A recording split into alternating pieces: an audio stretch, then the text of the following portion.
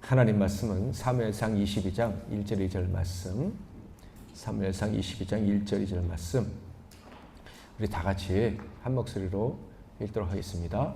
영상을 참조하실 분들은 참조하시고, 시작. 그러므로 다윗이 그곳을 떠나 아둘람 굴로 도망하매 그의 형제와 아버지의 온 집이 듣고 그리로 내려가서 그에게 이르렀고, 환난당한 모든 자와 빚진 모든 자와 마음이 원통한 자가 다 그에게로 모였고, 그는 그들의 우두머리가 되었는데 그와 함께한 자가 400명 가량이었더라. 아멘. 오늘은 새로운 세상이라는 제목으로 하나님 말씀을 상고하겠습니다. 여러분, 헌신이라는 단어 있잖아요. 헌신이라고 하면 헌신해야지 뭐 이런 생각을 할 수도 있지만 좀 부담스러운 단어입니다. 내가 어떻게 해야 하나님께 헌신을 했다고 할 수 있을까? 그런데 하나님께 무엇인가, 내 헌신이라는 게 바치런 몸신이잖아요. 내 몸을 다 드린다. 그래, 내 인생을 드려야지 하고 헌신을 하면요, 진짜 헌신을 하면 할수록 만족감이 큰 게 아니라 죄책감이 커질 수도 있어요. 헌신을 하면 하나님 기뻐하시는 일이니까 기뻐해야 되는데 기쁨 대신에 부담감이 커질 수도 있다고요.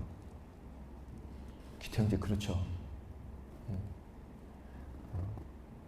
바로 대답을 하네. 하나님께 정말 내가 뭔가 하면 마음에 뿌듯하고 이런 감정이 커야 되는데, 물론 그런 감정이 생길 때도 있어요. 그런데 힘들어진단 말이야. 그거는 헌신의 의미를 조금 곡해해서 그래요. 헌신이라고 하는 것은 우리 자신을 드리는 게 맞아요. 그런데 우리가 하나님께 뭘 드린다는 사실 개념이 아니라 하나님이 주신 것을 기꺼이 받는다라는 개념이 있는 거예요. 하나님이 가장 기뻐하시는 게 뭐죠? 사랑하는 거라. 근데 그 사랑, 왜 사랑해야 돼요? 하나님의 뜻이니까. 하나님의 명령이니까. 아멘. 하나님의 말씀대로 사는 게, 그게 하나님을 가장 기쁘시게 해드린 거라면 그게 진짜 헌신인 거예요. 하나님 말씀대로 사는 게 진짜 헌신인 거예요. 자, 그렇다면 하나님 말씀대로 산다고 할 때 제일 중요한 거 사랑인데, 가장 기초적인 사랑이 뭔지 아십니까? 하나님을 사랑하는 것 이전에 하나님이 나를 사랑하신다는 것을 그대로 인정하는 것. 그게 가장 헌신 중에 최고의 헌신이에요. 아까 우리 찬양 불렀죠. 내 모습 이대로 사랑하시네. 그 말씀 믿으십니까?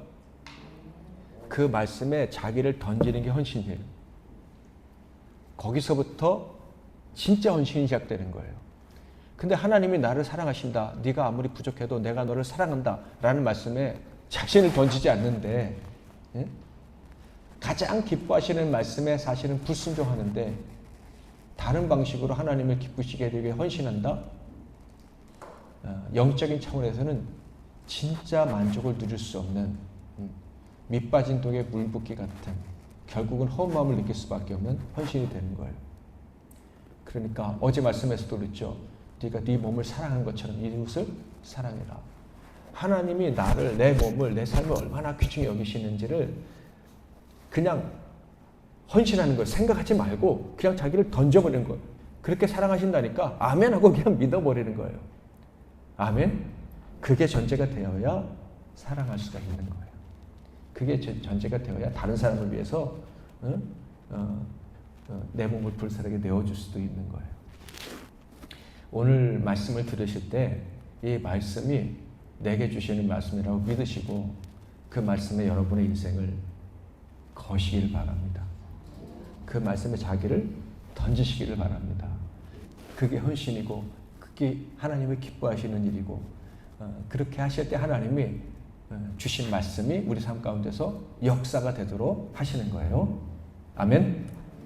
자, 방금 다윗에 대한 이야기를 들었는데요. 제가 다시 읽어볼게요. 그러므로 다윗이 그곳을 떠나 아둘람 굴로 도망하며 그의 형제와 그의 아버지의 온 집이 듣고 그리로 내려가서 그에게 이르렀고 환난당한 모든 자와 빚진 모든 자와 마음이 원통한 자가 다 그에게로 모였고 그는 그들의 우두머리가 되었는데 그와 함께한 자가 400명 가량이었더라. 아, 다윗에게 사람들이 몰려왔구나, 뭐 이런 얘기라는 것을 알 수가 있어요. 자, 그런데 앞뒤 사정을 다 읽어보면 이것 역시 지난주 말씀처럼 굉장히 모순되다라는 것을 느낄 수가 있어요. 지난주에는 마게도냐 교회 교인들이 그 지극한 환난과 가난 중에 넘치는 연보를 드렸다 그랬잖아요. 그 말이 좀 안 되는 이야기가 이루어졌다. 근데 오늘 본문도 그래요. 다윗이 그곳을 떠나 아둘람 굴로 도망했다. 뭐 했다고요? 도망했어요. 도망했어. 도망자가 됐단 말이에요. 실패자가 돼서 실패해서 나는 이제 끝났다 생각하고 도저히 내가 어디 살 데가 없구나. 어디 가서 내 목숨을 부지할까 하다가 아둘람 굴이라는 데를 발견하고 거기에 들어가서 숨은 거예요. 그런데 그때 어떤 일이 벌어졌다고요? 사람들이 그에게로 몰려와서 그에게 보호를 구해서 다윗이 그들의 지도자가 되고 그들을 보호하기 시작했다. 그러니까 어디 가서 깃발을 든 게 아니에요. 뭐 옛날에 다윗이 골리앗을 죽일 때처럼 딱 큰 승리를 거두고 깃발을 쳐들고 자 내게로 모여라. 이제 내가 여러분을 보호하겠다. 할렐루야. 아멘 하면서 사람들이 몰려든 게 아니라 도망가서 굴에 혼자 숨어 있는데 사람들이 어떻게 알고 그곳으로 찾아와서 다윗을 지도자로 세웠다. 자, 다윗에게 나온 사람들이 어떤 사람이었습니까? 1절에 보니까 그의 형제와 아버지의 온 집이, 그러니까 맨 먼저 다윗에게 찾아온 사람들은 다윗의 형들과 그의 아버지와 그 친척들 이겠구나라는 것을 짐작할 수 있어요. 그런데 여러분 이 사람들이 어떤 사람들이죠? 다윗의 형들이 다윗을 존중했나요? 존중하지 않았나요? 존중하지 않았잖아요. 골리앗을 죽이러 왔을 때도 저 골리앗이 하나님 멸시한다 그랬더니 네가 교만해서 그런 소리 한다고 했던 사람이 그의 형들인 거예요. 그리고 그의 아버지는 아들이 몇 명이었어요? 이세에겐 8명이 있었는데 사무엘이 너의 아들 중에 왕을 세울 거야 했더니 몇 명만 보여줬어요? 7명만 보여주고 다윗은 머릿속에도 없었어요. 다윗이 자라면서 상처를 받았을까요? 안 받았을까요? 그 집안에서 제일 상처받아야 할 사람이 있다면 다윗인 거예요. 다윗. 그런데 다윗이 이렇게 다윗을 그렇게 괴롭혔던 사람들이 다윗이 제일 크게 실패했을 때, 다윗이 인간적으로 제일 부끄러울 때, 그때 찾아와서 다윗을 위로해주고 치료해주고 그리고 또 다시 뭐라고 말해요? 너희가 우리를 보호해주라. 네가 우리를 치료해줘야 돼. 이렇게 얘기를 했다라는 거예요. 두 번째 2절에는 어떤 사람들이 찾아왔어요? 환난당한 모든 자, 빚진 모든 자, 마음이 원통한 자. 이 사람들 역시도 인생 살아가는 게 너무 힘든 사람들인 거예요. 이 사람들이 다 다윗에게 찾아왔다. 그런데 다윗이 이때 아둘람 굴로 도망할 때 비참했다. 갈 데가 없었다 말씀드렸는데 왜 이런 일이 벌어졌는지는 아시죠? 사울이 시기심이 돋아가지고 다윗을 죽이려고 했어요. 그래서 결국 도망 다니다가 요나단이 진짜 우리 아버지가 널 죽이려고 해. 이제는 도망가라. 다시 너랑 나랑 못 만날지도 모르겠구나. 눈물 흘리고 입 맞추고 헤어진 다음에 도망가다가 노베 제사장들이 있는 동네에 가가지고 떡 하나 얻어먹고 골리앗의 칼 얻어가지고 도망갔잖아요. 그런데 그때 어떤 일이 벌어졌어요? 조금 있다가 사울이 쫓아와가지고 노베 제사장들이 다윗을 도왔다고 제사장들 다 죽였어요. 다윗 때문에 엄청난 사람들이 하나님의 제사장들이 죽었어요. 그러니까 다윗이 이제 갈 데가 없는 거예요. 그래서 어디로 갔습니까? 블레셋 땅으로 갔어요. 블레셋의 아기스가 다스리고 있는 나라로 갔어요. 근데 그때 그 직전에 어떤 일이 벌어졌는지 알아요? 다윗의 아내 미갈을 다윗의 처를 그 장인 사울이 다른 남자에게 줘버렸어요. 그러니까 가정도 깨지고 모든 게 다 망가져 버린 거예요. 그래서 아기스한테 가서 좀 붙어서 살아볼까 했더니 거기 있는 장수들이 제가 얼마 전에 골리앗 죽이는데 임금님이 지금 뭘 믿고 저런 놈을 받아들이냐 하니까 다윗이 그 순간 겁이 막 차올라가지고 벌벌 떨면서 내가 여기 가만히 있으면 죽겠구나 해서 벽에 기대서 침 질질 흘리면서 미친 척 했단 말이에요. 그러니까 아기스가 저런 미친놈을 우리나라에 미친놈이 없어 저런 놈을 데리고 왔느냐 하면서 쫓아내라. 그래서 거기서부터도 적에게까지 원수에게까지도 쫓겨나가지고 도망간 데가 어디? 아둘람 굴이라는 거예요. 근데 그때 사람들이 다윗에게 찾아와서 다윗을 위로해주고 사실은 위로해주려고 온 게 아니라 위로받으려고 온 거예요. 우리를 보호해달라고. 그리고 그들 때문에 누가 위로를 받아요? 다윗이 위로받았다. 근데 이 환난당한 모든 자, 빚진 모든 자, 마음이 원통한 자, 이 사람들은요, 왜 이렇게 환난을 당했을까요? 이렇게 사울이 폭정을 해서 그런 환난을 당한 것도 있지만 성경을 읽다 보면 이 사람들을 비류라고 말해요. 비류가 어떤 의미죠? 일진들 뭐 이런 사람들을 비류라 그러잖아요. 나쁜 짓만 골라하는 사람들. 그러니까 사실 이 사람들이 상처받은 이유는 다른 사람 때문이 아니라 누구 때문에? 자기 자신들이 잘못해가지고 상처받은 게 사실 많은 거예요. 다윗의 형들도 뭐 자기가 잘했어요? 자기들이 못했잖아요. 잘못한 게 많고 아버지도 마찬가지고. 그런데 그 다윗도 상처받았고 다윗에게 온 사람도 상처받은 사람들인데 그들이 결국 무엇을 세워요? 하나님이 기뻐하시는 하나님이 다스리시는 나라 이스라엘을 세웠다. 유다를 다시 세우는 하나님 나라를 세우는 그런 엄청난 일을 했다라는 거예요. 이 비류들 중에 누구도 있어요.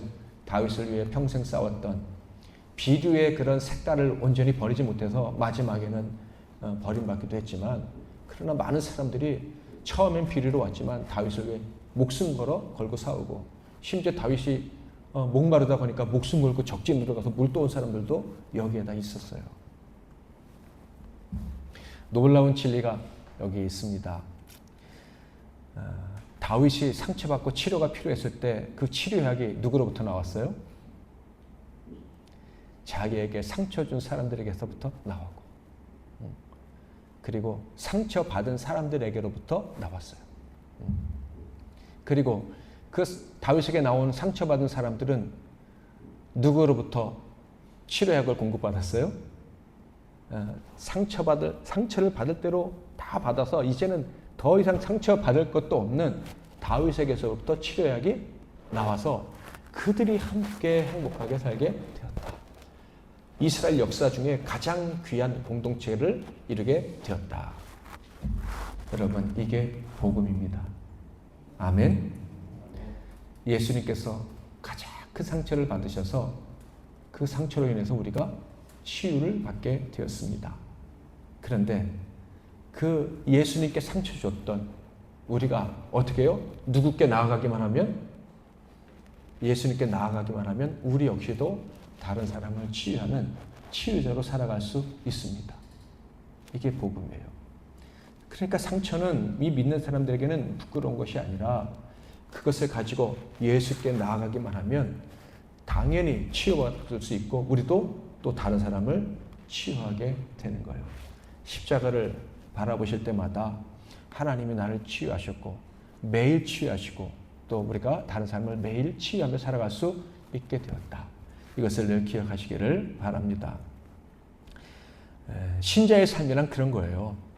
그리스도 안에서 늘 성령님과 동행하면서 이런 기적을 계속 체험하는 거예요. 치유받지 못할 줄 알았는데 상상하지도 못한 곳에서 치유가 오는 거예요. 우리가 어제 상처 크게 받았어요. 예약을 2달 전에 예약했는데 자리가 없다고. 아니 이런 시스템이 잘 갖춰진 데서 우리를 상처 줄 줄 누가 알았어요? 그 순간 우리는 망가지는 거 아닌가? 우리 프로그램 다 끝나는 거 아닌가? 우리가 저기 다 답답까지 했는데, 그런데 결국 하나님께서 더 좋은 거 주셨을 뿐만 아니라 이 사용료까지도 안 받고 다 돌려받는데 30만 원인 줄 알았더니 35만 원을 다 돌려받고, 우리에게 상처 줬던 것들이 오히려 우리에게 하나님이 함께 하시니까 걱정할 것이 없구나 하는 이런 비록 작은 거지만 이런 회복을 경험하게 하신다는 거예요. 이런 기적을 계속해서 경험하고 사시기를 축복합니다. 이것을 경험하며 살아가는 것이 신앙인의 삶인 거예요. 가정에서 그런 경험하시길 바랍니다. 가정에서도요, 수없이 상처를 주고받아요. 가족들이 가까이 있으니까. 가까이 있는데 달라요, 같아요? 우리가 죄인들이기 때문에 다 달라요. 그렇기 때문에 상처를 안 줄래 안 줄 수가 없어요. 어떻게 한 부모에게서 태어난 자식들인데 그렇게 다를 수가 있나? 내가 낳은 자식인데 어떻게 이렇게 다를 수가 있나? 세상에서 가장 사랑해서 결혼했는데 남 부부가 왜 이렇게 다를 수가 있나? 그래서 이렇게 상처를 주고받는데, 문제는 거기서 끝나는 것은 우리의 삶이 아니라는 거예요. 그리스도인들은 그런 상처를 주고받을 수는 있지만 그것을 뛰어넘게 된다는 거예요. 성령님께서 오히려 그걸 통해서 우리가 더 서로를 치유하고 회복하게 되는 그런 기적을 체험하게 된다. 아멘. 왜 다윗은요 사울을 죽이지 않았을까? 수많은 원수들을 향해서 복수의 칼을 들 수 있는 기회들을 하나님 계속 주셨잖아요. 그렇죠? 근데 다윗은 복수하지 않았을 뿐만 아니라 그 원수들이 죽었을 때 통곡하고 울었어요. 장례를 얼마나 잘 치러줬는지 몰라요. 이스라엘 백성들이 제일 이해할 수 없었던 다윗의 슬픔은 언제인 줄 아십니까? 압살롬이 죽었을 때.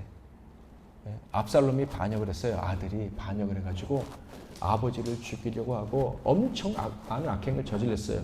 근데 결국 하나님이 은혜를 베풀어 주셔서 후세라는 모략자를 세우시고 그를 통해서 역전이 됐는데, 이 압살롬이 도망가다가 머리카락이 나뭇가지에 걸려서 대롱대롱 매달려 있는데 다윗은 죽이지 말라고 했는데 요압이 불순종해서 가서 죽였어요. 그랬더니 다윗이 그 소식을 듣고 압살롬아 내 아들 압살롬아, 네가 아니라 내가 죽었으면 좋았을 것을.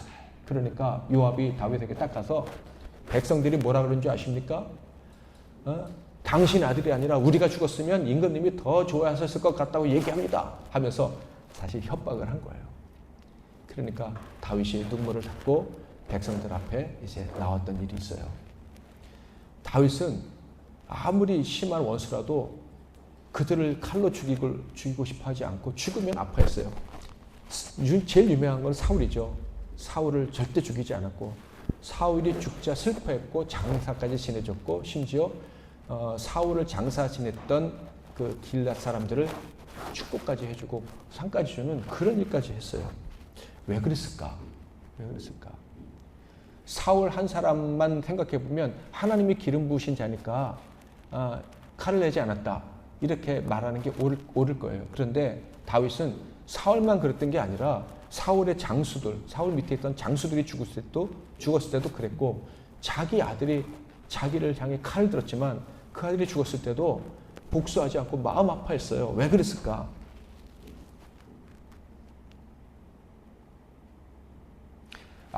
아둘람 굴에서의 경험이 그에게 큰 교훈이 되지 않았을까? 아둘람 굴에 있을 때 온 사람들이 누구라고요? 자기 형들과 자기 아버지, 자기를 멸시했고 자기를 인정해주지 않았던 사람들이 자기 편이 되어줬잖아요. 이것을 경험하면서 하나님은 용서하시는 분이구나. 하나님은 사람을 쉽게 포기하지 않으시는구나. 자격 없는 자, 인간적으로 볼 때는 진짜 자격 없는 자도 하나님이 자격을 주어서 임무를 맡기고 하나님께 헌신할 수 있는 기회를 주실 수가 있으시구나. 심지어 혐오스러운 사람도 용서하시고 사랑해 주시는구나. 그 혐오스러운 사람 중에 누구도 있어요? 자기 민족을 맨날 죽이려고 덤벼들던 블레셋 왕 앞에 가서 침 흘리면서 미친 척했던 그 사람도 있는 거예요. 아멘. 그런 사람을 하나님이 어떻게 해요? 많은 사람들을 보내서 위로해 주시고 왕으로 세워주시고, 다 그때는 왕이 아니었지만 지도자로 세워주시고 사용하시잖아요. 그런 것들을 보면서 하나님의 세계에는 용서받지 못할 사람이 없고, 하나님이 원하시면 아무리 별 볼 일 없는 사람도 높이 들림 받을 수가 있구나. 내가 인간적인 감정으로 함부로 사람들을 처단하고 내 삶에서 잘라버리고 그러면 안 되겠구나. 그런 생각한 거예요. 저는 사람이 참 좋거든요. 많이 참아요. 그래서 속기도 많이 하고. 그런데 이 숫자가 있는 것 같아. 3번 속였어? 그럼 이제 끝. 그럼 얼굴도 안 보고. 원래 착한 사람들이 나중에 더 잔인하다 그러잖아요. 그런 부분이 있었던 것 같아요. 그런데 하나님은 안 그러신 거예요. 하나님은 1, 2, 3 끝, 이게 없는 거예요. 다윗의 아들들 한 짓을, 야곱의 아들들 한 짓을 보세요. 걔네들은 1, 2, 3가 아닌 거예요. 얼마나 많이 죄를 범했는지 몰라요. 이스라엘 백성들 가나안에 들어갔을 때 절대로 우상 숭배하지 말라. 그리고 우상 중에 하나가 뭔지 아세요? 인간왕. 인간왕을 세우지 말라 하셨는데, 왕을 달라고 해서 사무엘이 결국 어쩔 수 없이 왕을 세워줬어요.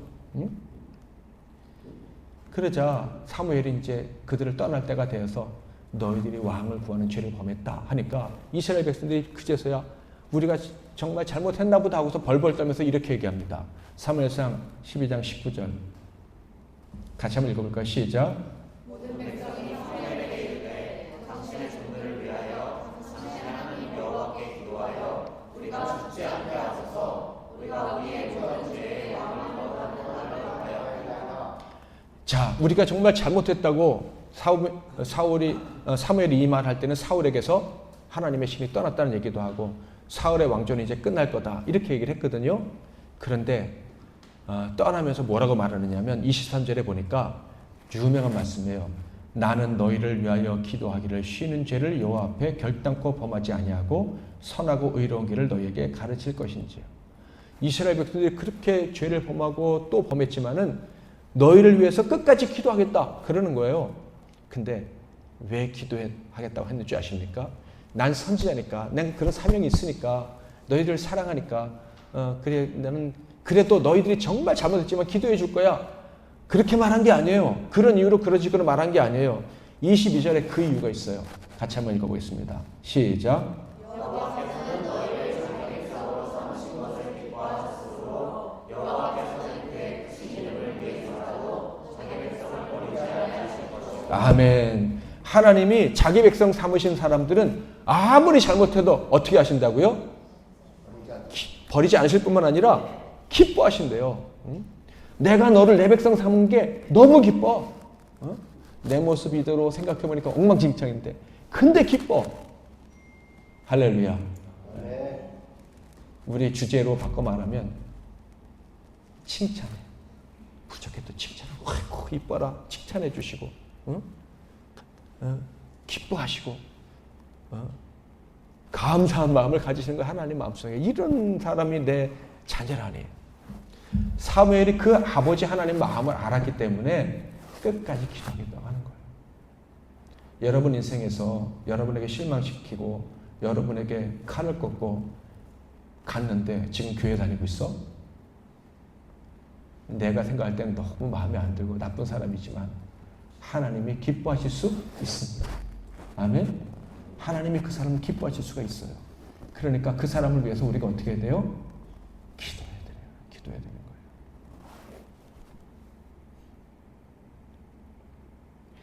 사무엘이 이스라엘 사람들을 볼 때는 그냥 실망이 아니라 내가 인생을 헛살았다. 이 사람들을 위해서 내 인생을 불태운 게, 내가 태어나자마자 엄마 품에서 자라지 못하고, 사무엘은 태어나자마자 성전에 받쳐져서 자랐잖아요. 엄마 정도 많이 못 받고 내가 너희들을 위해 살았는데 결국 이 모양이냐? 충분히 이럴 수 있었어요. 그런데 사무엘은 사랑을 거두지 않았어요. 왜? 하나님이 이 백성을 기뻐하신다는 것을 알았기 때문에. 그러니까 우리가 옆에 있는 분들에게 사랑을 거둘 권한이 없어요. 나는 당신에게 실망했어. 더 이상 당신을 기대하지 않을 거야. 이렇게 말할 권한이 없어요. 심지어 원수에게조차도 우리는 기대를 가지고 기도해주는 이런 모습이 필요하다.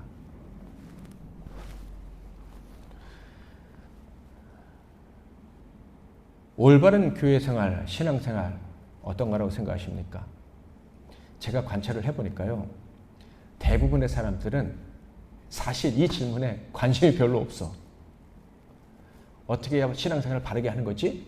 관심이 없는데 급발진할 때가 있어.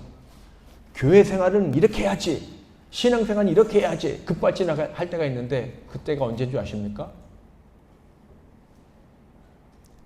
다른 사람의 잘못을 발견할 때.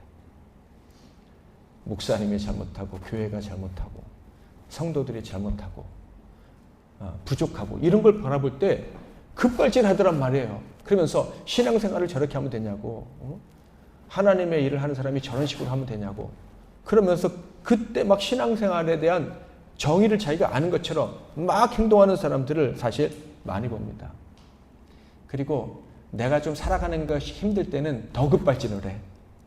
내가 회사 생활이 힘들고 가정 생활이 힘들고 친구 관계 어려우면 그때 신앙생활은 이렇게 해야지 하면서 급발진을 하는데, 제가 볼 때는 그게 다른 사람에 대해서 화를 내면서 자기의 약점을 감추고 자기의 자신에 대한 불만을 좀 상쇄시키고 싶은 그런 것 같다라는 생각을 해요. 그때 그들은 마음속에 이렇게 신앙생활 해야지 하는데, 그런 경우는 제대로 된 정의를 내리는 경우가 아니라 그냥 마음속에 있는 인간적인 정의감만 발동하는 상황이에요. 자신의 죄인됨을 잊고 정의감이 발동될 때는 영혼이 시들어버립니다. 그래서 그때는 마귀가 쓰기 쉬워요. 그래서 막 흥분하고 급발진하고, 그래서 교회가 으쌰으쌰하고 막 이렇게 격동되고 좌지우지할 때는 이 교회가 마귀에게 넘어갔구나, 이렇게 생각하면 맞아요. 자, 올바른 신앙생활은 다른 게 아닙니다. 한번 읽어보겠습니다. 마태복음 7장 21절부터 23절 시작.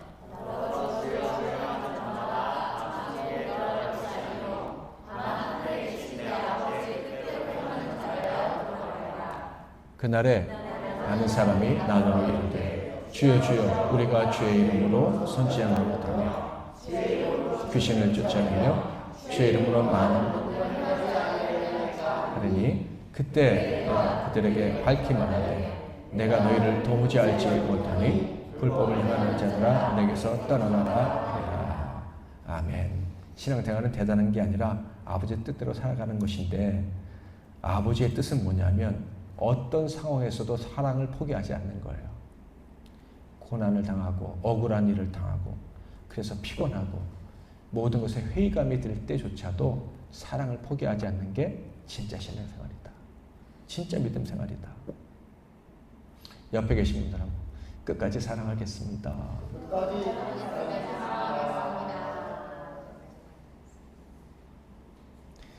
한 번 더 하겠습니다. 끝까지 사랑스럽겠습니다. 여러분은 사랑받아 마땅하십니다. 아멘. 나는 사랑을 줘야만 된다 이런 부담감은 갖지 마시고 난 또 사랑을 받아야 된다 이 생각도 늘 하셔야 돼요. 만약에 사랑을 옆에서 안 주면 어떻게 해야 돼요? 달라고 그러시면 됩니다. 나도 좀 사랑해 주세요. 사랑을 달라고 요구하시면 돼요. 그래서 우리 안에 늘 사랑이 있도록 해야 됩니다. 사랑하지 않는 사람은요, 마귀의 세계로 들어가고 사랑하는 사람은 신비한 세계로 들어갑니다. 어제 말씀드린 것처럼 우리가 넘어갈 수 없는 그 담을 뛰어넘는 그런 신비한 세계로 하나님이 이끌어 주시는 거예요. 사랑하지 않으면 아무것도 아니지만 사랑하면 하나님의 아들이다 인정을 받아요.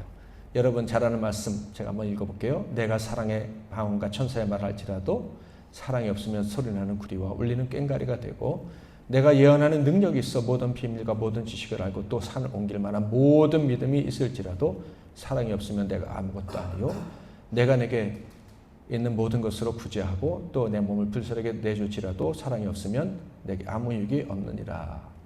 이단에 빠지고 그런 사람들은 사랑을 경험하지 못하고 그리고 어떤 상황에서도 사랑해야 된다는 것을 모르니까 진심으로 사랑하려고 하고 사랑하기 위해서 눈물을 흘리면 마음이 공허하지 않습니다.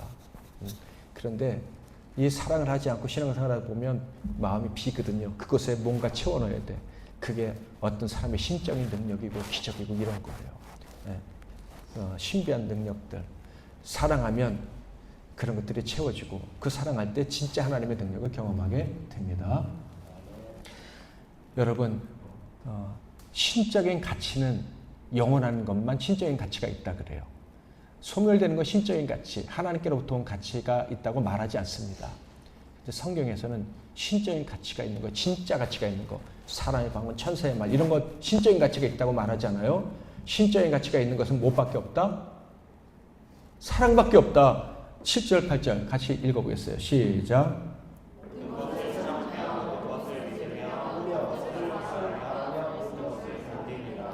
사랑은 언제까지 떨어지지 아니하되 예언도 패하고 방언도 그치고 지식도 패하리라. 아멘. 무엇만 영원하다고요? 사랑만 영원하다. 그것만 하나님 보실 때 가치가 있다 해도 과언이 아닌 거예요. 그러니까 다른 건 혹시 못하더라도 사랑하는 일은 절대 포기하면 안 된다. 다윗은 실패한, 가련한, 그리고 억울한 도망자였을 뿐이었어요. 그런데 바로 그때 그 가치 없이 보이는 사람에게로 가치 없었던 사람들이 찾아와서 서로가 치유해주고 서로가 하나님의 나라를 만들어갑니다. 상처뿐이었던 사람들이 하나님이 그토록 원하셨던 새로운 나라, 새로운 세상을 여는 주인공들이 되었다. 서로가 치유자로 우뚝 서게 되었다. 사랑하는 성도 여러분, 여러분에게도 정말 이런 사람들이 찾아오게 될 줄 믿습니다. 이미 찾아왔는지도 모르죠. 여러분의 삶을 치유해주고 여러분 때문에 치유받은 사람들이 지금 이미 여기 있고 앞으로도 계속 등장하게 될 줄 믿습니다. 참된 세상, 즉 하나님 말씀하신 하나님의 나라 어떻게 시작됩니까? 시작은요, 예수님이 이 땅에 오실 때 시작이 됐어요. 우리 죄를 대신 지시고 죽으시고 부활하실 그때 하나님의 나라, 진짜 나라는 시작이 됐고요. 본격적으로 펼쳐지는 때가 언제입니까? 성령이 우리에게 임하셔서 우리가 누구에게로 찾아가? 예수께로 찾아갈 때, 예수께로 나아갈 때, 그때 진짜 하나님 나라가 치유가 되는 거예요. 예수님이 뭐라고 말씀하셨어요? 너희가 나보다 큰 일을 하리라. 그렇죠? 예수님이 이 땅에 계실 때 얼마나 많은 사람들을 치유하셨어요. 그런데 이제 우리는 더 많은 사람을 치유할 수 있습니다. 우리의 상처를 끌어안고 뒤로 물러서는 것이 아니라 주님이 나를 사랑하시고 받아주시고 쓰실 줄 믿고 아버지 앞에 나아갈 때 우리는 많은 사람들을 치유하고 회복시키는 그런 나라를 열게 될 줄 믿습니다. 영원한 사랑으로만 새로운 세상이 열리게 되는 거예요. 여러분의 인생에 이 사랑이 있어서 이제 우리가 기대하지도 못했던 새로운 세상을 확인하고 살아가시기를 축복합니다. 여러분과 마찬가지로 예전이나 지금이나 뉴스를 보면 가슴이 벌렁벌렁 거릴 때가 많아요. 사건, 사고들은 왜 이렇게 많은지, 또 재난들은 얼마나 많은지, 또 사람들의 싸우는 이야기들이 우리를 참 힘들게 합니다. 악한 일들, 불의한 일들이 참 많은데 예수님 당시에는 더 많았어요. 그렇죠? 그런데 예수님의 선택은 무엇이었습니까? 예수님이 불의와 타협하고 그러신 것은 아니지만은 예수님이 가장 강조하신 것은 바로 사랑이었습니다. 아멘? 악을 미워하시고 그 악 때문에 상처받고 죽어가는 사람들 때문에 주님은 너무 아파하시고 악한 자들을 심지어 저주도 하셨지만 결국 세상을 바꾼 것은 사랑의 복음이에요. 예수님이 그 악한 자들을 위해서 십자가에 죽으심으로 세상을 바꾸셨습니다. 이 마지막 때, 마지막 전도의 시대, 마지막 복음 전파의 시대, 추수의 시대에 우리에게 정말 필요한 것은 사랑인 줄 믿습니다. 택함받은 우리가 먼저 사랑해야 됩니다. 그래야 세상이 변화되고 세상이 변화될 수 있습니다.